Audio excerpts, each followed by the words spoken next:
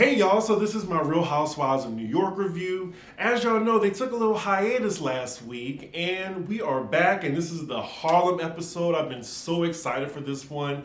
As y'all know, I live in New York for almost 8 years and 7 of those was in Harlem. And watching Real Housewives of New York from the beginning, they have never been to Harlem. WTF, I can't curse yet, but WTF. I could not believe that. So thank you, Ebony, for bringing these chicks to Harlem. But anywho, let's get into the episode. So we open up the episode at Ebony's place, and it looks like she's getting glammed up, and they're just gonna get right into the Harlem party. So I'm thinking it's the day of.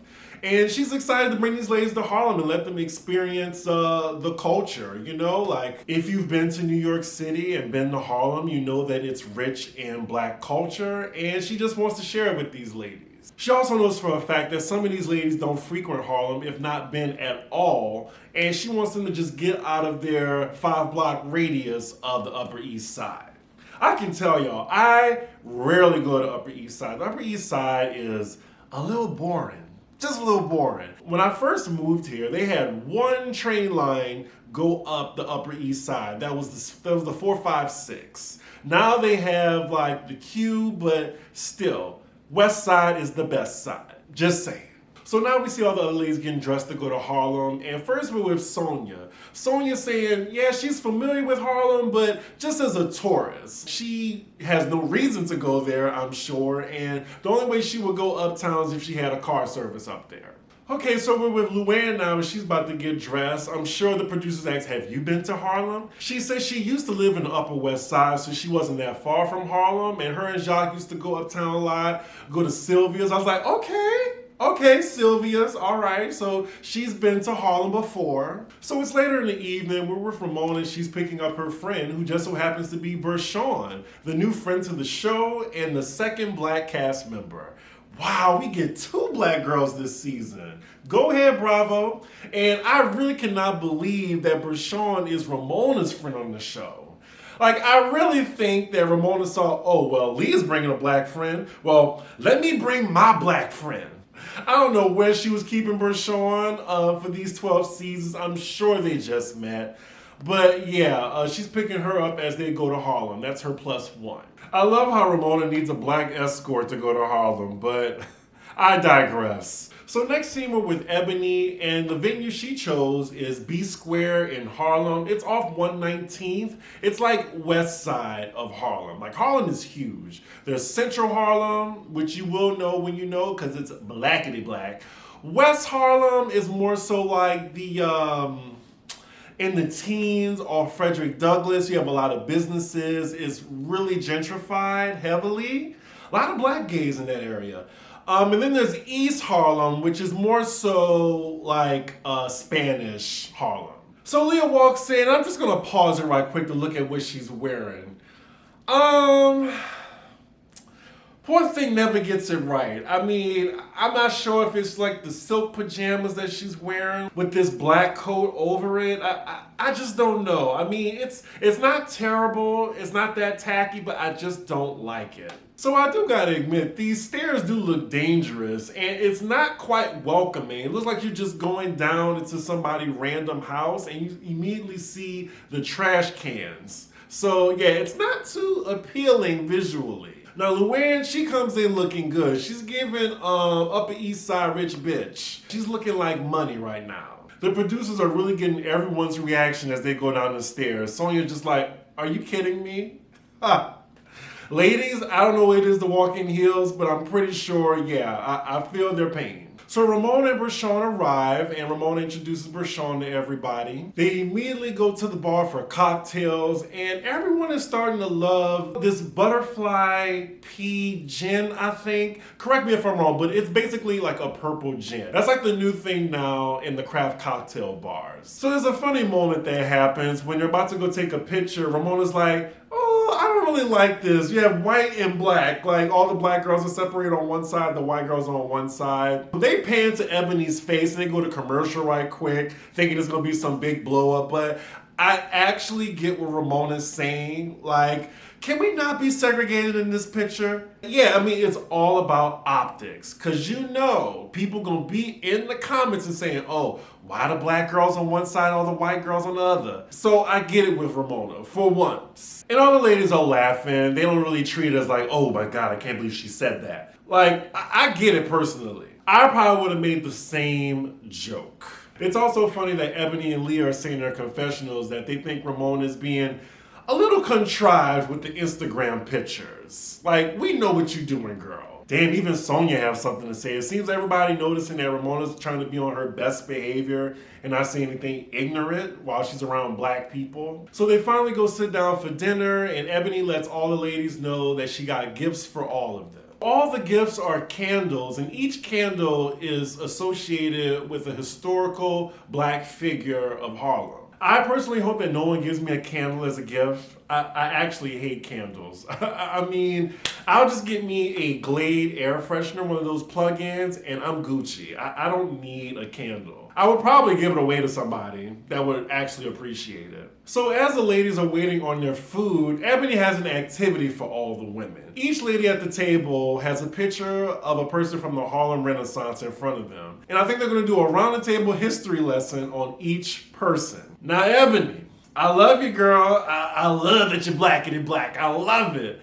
But you know what? I'm drinking and I'm trying to have a good time. I don't think I would want a history lesson, but you know, that's her thing. She said on Clubhouse the other day, I was listening to her speak, and she said she would have done this even if it was her and all black friends. So I get it. But we still on a Bravo TV show. I think you gotta read the room, that's all. Ooh, child, they really are going around the table with this history lesson. Like, we already got 1 minute dedicated to Josephine Baker. We still got 6 more women to go. So Leah in her confessional is saying in a nice way that Ebony feels that she has this burden to educate all the women. And it's more so not fun for her, it's more so as objective. And I agree with Leah, but I will say that is Ebony's nature as well. Like, I can see both sides, because at the end of this episode there was a lot of people who was like completely turned off by Ebony, and then on the other side people was appreciating that she was bringing so much blackness to what you would never see on Real Housewives of New York. Now, Sonya just gave the nicest shade in Ebony's direction. It's like, well, Ebony has like a journalistic background. She's a speaker. Of course she's gonna suck the air out of her room to try to get her moment to speak. And you better listen to her speak or don't show up. Oh man, I mean, I knew she meant well, but ooh, that was shade. Ooh, child, I'm in an African American studies class right now. All the ladies are being so patient and kind. So Prashant tells Ebony that she appreciates her, like, you know, giving a lesson about the Harlem culture. But she said, well, I really don't like the divisiveness, you know, Upper East Side white girls and then the black girls from Harlem. Like, we're just all the same. We're all the same. We're American. Now, sis, it was a little all lives matter. I get what you're saying, but we ain't all the same. We ain't all the same. I'm surprised Ebony didn't just jump down her throat. And also, you know what? It's okay for Prashant to have her opinion. Black people are not a monolith. And I'm glad that Prashant is bringing something different than Ebony is. Ebony in her confessional is like, is this bitch for real? She says she actually feels a bit undermined by Prashant for saying that. So later on, Ramona lets the table know that she has to leave early. And if you've watched previous seasons of Real Housewives of New York, that means that she's bored and she has other places that she'd rather be. So her escape excuse this time is that she has vertigo. And she goes as far as to actually demonstrate vertigo. How does one demonstrate vertigo? So what she does, she gets up and holds on to sewing, and she closes her eyes. She's like, oh, well, every time I close my eyes, I start swaying. So she closes her eyes and she just almost makes herself fall to the left. Ciao. So next we see Leah and Prashant talking, and she's letting her know that her grandmother died recently of cancer. And Prashant actually shares that she is a cancer survivor. Stage 4 cancer, and the doctor telling her she has 3 months to live. She wound up beating cancer, and she's been cancer-free for 13 years. Now, after that experience, I would probably sue the doctor. Then afterwards, I would live my life to the fullest every single day. We're back at the table, and we see Ramona still giving excuses for her to leave. She says she's stressed out now. Ebony's like, It is fine, I promise you. So she gets up and leaves, and I'm glad that Prashant decided to stay and not follow Ramona. Prashant is like, I'm gonna get my camera time. Lord, so now we get the inevitable sex talk. Prashant brings up small penises, and then we get a whole dialogue about why the ladies don't like small dicks. After that, the dinner ends. Ebony thanks everyone for coming. Everyone's all copacetic and saying we should do this again, which they're probably not. And then it's the next day. So next scene, we're with Leah and Ebony. They're having lunch, and they're talking about how Harlem night went. Ebony is saying she really enjoyed the event and how it went, and she's asking Leah personally, in her opinion, how do you think the ladies absorbed it? And Leah was like, well, I think they did okay. I think they did okay. It really was a history lesson.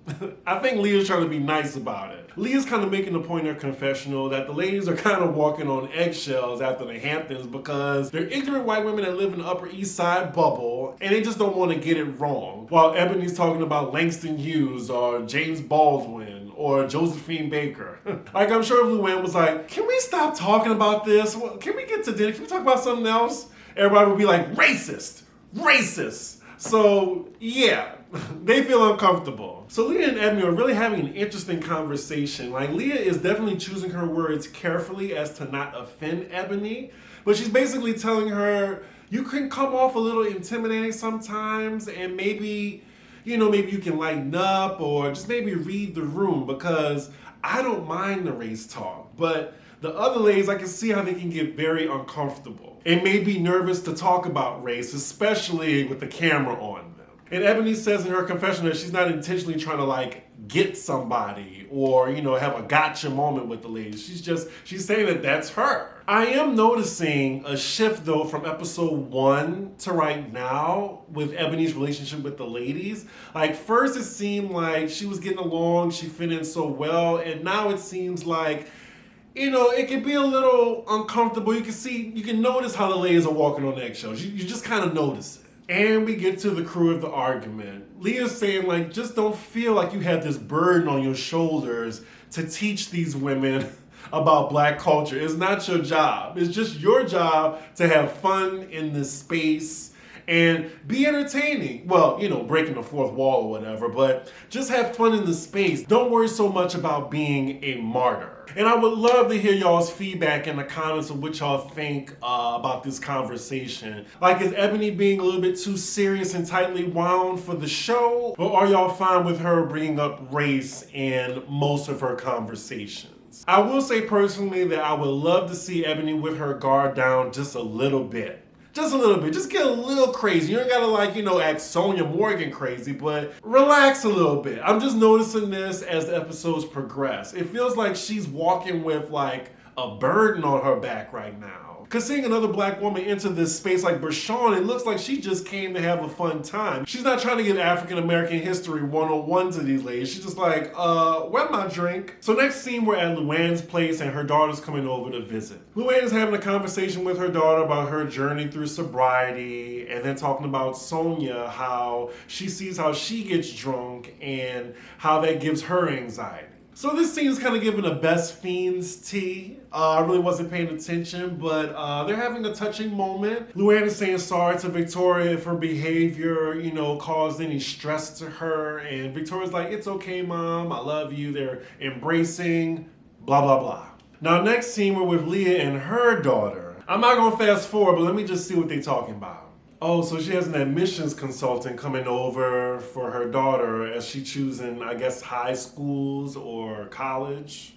I'm thinking high school. Her daughter looks really young. Yeah, Leah wants her daughter in a great high school. Fast forward. So next scene, we're with Ramona at her place, and she's expecting company, a one-on-one with Ebony. Ebony does not miss on the fashion tip. So Ramona invited Ebony over because she wants to know the meat and potatoes of her. She knows that she can be preachy sometimes, but she really enjoys being around Ebony. So she's just using this time to get to know her better. Ramona's view is insane. Much better than my view. She has a whole wall of New York City skyline. So they're on the couch talking about Harlem night. Ramona says she really enjoyed it.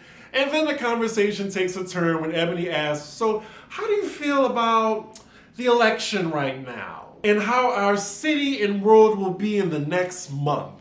See, I don't mind talking about politics, but I'm thinking Ramona just does not want to talk about politics on camera. Ramona's face just gets flushed. You would have thought she said, like, I'm gonna kill you and your dog. Like, that's the look Ramona had. I really just don't want to think about it right now. I really don't like to discuss politics. Ebony just completely ignores Ramona and continues talking about the election, talking about Kamala and how it'd be great for her to be our first female vice president. Ramona then just gets up. Okay, I don't want to talk about politics. No, I don't want to talk about it. I don't want to talk about it. Nope.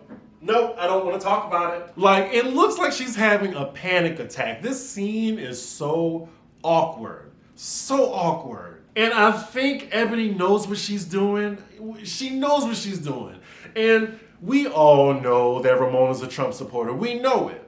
And on one hand, I'm like, okay, she don't want to talk about politics in her own home, fine. But she don't want to talk about sex either, but that's a whole nother thing. But you notice how, okay, you're a Trump supporter, but you're afraid to say you are one. Ooh, even the look on Ebony's face. You know what? I got a screen grab, y'all. This is too good. She know what she doing. She look this face. She knows what she's doing. Like, Ramona is triggered. She's shaking. They are still going back and forth. Like, Ebony wants to continue talking. Ramona's like, I don't want to talk about politics. I don't. And then we see her in a confessional saying, does Ebony always have to talk about such serious things? I'm trying to be fair, y'all. Just because Ebony is the only black housewife, I still gotta be fair. Ebony does like to get into a lot of serious topics for such a fluff show on Bravo, but I'm just thinking that's just her personality. I don't think it's coming from a contrived place.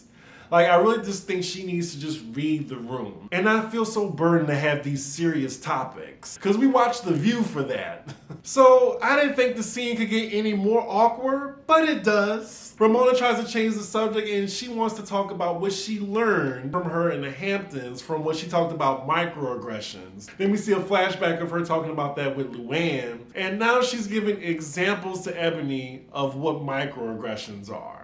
Oh my goodness. This is cringe. So as they're talking, Ebony again injects politics into the conversation. Ramona picks up on it. You know what? I don't want to talk about it. I just don't think I want to talk. I don't know. I don't. Ramona catches herself as she's talking about mail-in ballots because we all know about that. So she gets up, she literally leaves the room in her own house. I don't want to talk about it. I'm pretty sure she broke the fourth wall with producers and it was like, can you stop doing that and continue filming? I'm pretty sure they cut out her talking to producers saying, I don't want to do this anymore. Ramona then tells her, I feel like you're teaching and preaching to me right now, and Ebony disagrees. Child, we have Ramona in her bedroom talking to her dog, and I think she's displaying a little bit of white fragility. I mean, I do think Ebony can lay off Ramona and stop trying to have a debate with her, but, you know, Ebony is on a roll right now. Like, she wants to hold her to task on it. She is really in the room trying to gather herself. Over what? A conversation about politics? Damn. So Ramona comes back in the room talking about a completely different topic, about her necklace that symbolizes her and her daughter. More awkwardness. We have 5 minutes left, ladies and gentlemen. Ramona's like, you're being preachy. Ebony's like, you're gaslighting. You're being preachy. Gaslighting. Preachy. Gaslighting. It's so ridiculous now, it's almost kind of funny. Ramona is now telling Ebony all that she doesn't want to talk about. Race, religion, or creed. I don't. Ebony makes a great point. You can't just tell somebody to just, don't talk about race around me. Like, black people, we deal with it every single day. Yeah, Ramona, that's your privilege talking right now. Oh, so Ramona reveals some tea to Ebony saying the other ladies feel like you're lecturing us. And then producers go back in time when they're all talking to each other about it. How come they didn't show this scene earlier, but now just using it as a flashback? Wow, Sonya's like, well, when you're around Ebony, it's like, it's her platform right now, and it's her platform to educate us. But how Ebony chooses to use her platform, I mean, it's up to her. Like, I'm not about to police anybody's blackness. Ebony can be as blackety black as she want to be. I appreciate it, honestly. But I will say is, I just don't want her to feel like it's her mission to teach these women. Just go in having fun. Honestly, you don't have to make every moment like a teachable one to these ladies. It's their job to do the work. Now, check them, of course, if they say something offensive, but it's so difficult, y'all, because I can kind of see both sides. I really do. I cannot wait to read y'all's comments. Ramon is telling Ebony, this is just too heavy for me. You're so serious. I just want to have fun. Oh, Jesus Christ. Like, Ebony's like, this is me, Ramona. I can't just take this off. What do you want? Do you have a coat closet for my blackness? Do you have a coat closet? Do you have a coat closet for my blackness? I am dead. I want that on a t-shirt. Ebony, put that on a t-shirt, girl, or I will. Do you have a coat closet for my blackness? Ramona still feels like she's being attacked by Ebony. So for some reason, as Ramona's saying she feels attacked, she brings up E.J. Walker when I'm sure she meant C.J. Walker. Ebony corrects her, of course, and she's like, yeah, whatever. And Ebony's like, no, it's not whatever. You need to get this right. Especially if she learned it from Ebony, which I'm pretty sure she did. This might be in the top 3 of most awkward housewife scenes in history. Now it seems that Ramona politely wants Ebony to leave. She's like, oh, thank you for the candle. I enjoyed this company. I think I'm ready to go to bed. So now Ebony takes this moment to ask Ramona one last question. Asks, well, someone brought to my attention that you posted a picture of me and you and it really wasn't authentic. And Ramona immediately throws Sonya in the bus and says she's jealous. So I'm not sure how we got to this point, but now Ramona is embracing Ebony on the couch saying, I just feel like you're attacking me right now. I just don't know why. I don't know why. Like, Ramona is the queen of deflection. She really is. Ebony then talks Ramona down a ledge. She's like, I just want you to know who C.J. Walker is. So when you tell your friends, you'll know what you're talking about. And then they embrace in a hug, and it seems like everything is good. For now. Lord, we ended with, you're a strong white woman, and you're a strong black bitch. Oh my goodness. Ebony is right. This was a shit show. What an awkward evening between them. I'm so glad this ended on a nice note and not Ramona kicking Ebony out of her apartment. Because then that would be 2 times Ebony has been asked to leave out of a white woman's house. And that is the end of a very interesting episode. I enjoyed Prashant. I really hope that they add her to the cast, along with bringing Jill back too in a friend capacity. I know after I saw this episode on Twitter, there was a lot of polarizing comments about Ebony. I would love to hear y'all thoughts of, Ebony so far on this season. I like the direction RHONY is going in. I really do. Because the same old, crazy white bitches getting drunk and crazy, that gets tired. So I'm glad that Ebony is in this space and actually challenging them and have them on their toes, because we shouldn't be laughing at them being ignorant. Like, they should be well informed. And I'm glad that we have representation too. But yeah, I have 2 more reviews to do tonight. I have Beverly Hills as well as The Encore. So yeah, like, comment, and subscribe. And I will see y'all for the next episode. Bye.